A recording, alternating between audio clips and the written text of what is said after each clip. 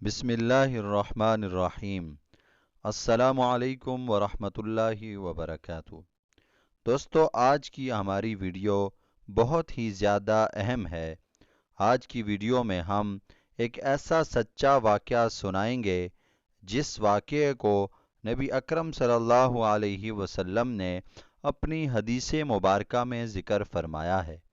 تو چلیں دوستو، ویڈیو شروع کرتے ہیں اور اس کو سنتے ہیں اور دوسروں کو پہنچانے کی بھی کوشش کرتے ہیں۔ رسول اکرم صلی اللہ علیہ وسلم نے فرمایا کہ کوئی شخص کسی جنگل میں تھا کہ یکا یک اس نے ایک بادل میں سے یہ آواز سنی کہ فلاں شخص کے باغ کو پانی دے دو۔ اس آواز کے ساتھ وہ بادل چلا اور ایک سنگستان میں خوب پانی برسایا۔ تمام پانی ایک نالے میں جمع ہو کر چلا۔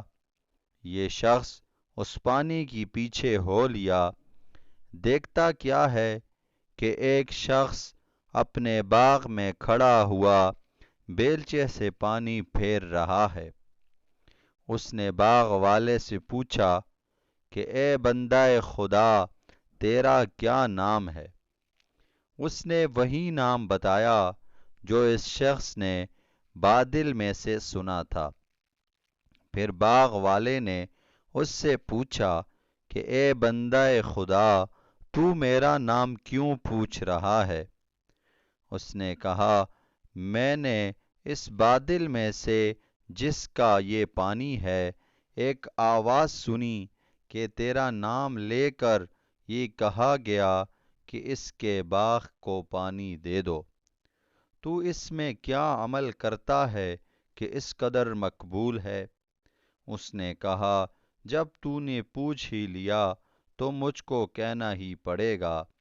میں اس کھیت کے کل پیداوار کو دیکھتا ہوں اور اس کو 3 حصوں میں تقسیم کرتا ہوں۔ 1/3 اس میں سے اللہ کے راستے میں خیرات کر دیتا ہوں اور 1/3 اپنے بال بچوں کے لیے رکھ لیتا ہوں اور 1/3 پھر اس باغ میں لگا دیتا ہوں۔ سبحان اللہ۔ دوستو، کیا خدا کی رحمت ہے کہ جو اس کی اطاعت کرتا ہے اس کے کام غیب سے اس طرح سر انجام ہوتے ہیں کہ اس کو خبر بھی نہیں ہوتی۔ بے شک سچ ہے، جو اللہ کا ہو گیا اللہ اس کا ہو گیا۔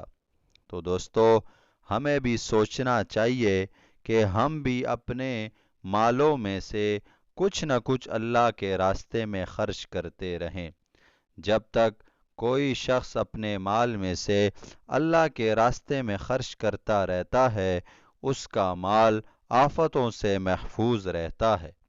تو دوستو، آپ لوگوں کو اگر ہماری آج کی یہ ویڈیو اچھی لگی ہو تو اس کو لائک کریں اور اس پر خود بھی عمل کرنے کی کوشش اور دوسروں کو ساتھ بھی ثواب کی نیت سے اس کو شیئر کریں، اور ہمارے اسلامک چینل المفتی کو سبسکرائب کریں تاکہ ہماری ہر نئی آنے والی ویڈیو آپ دوستوں کو بآسانی موصول ہو سکے۔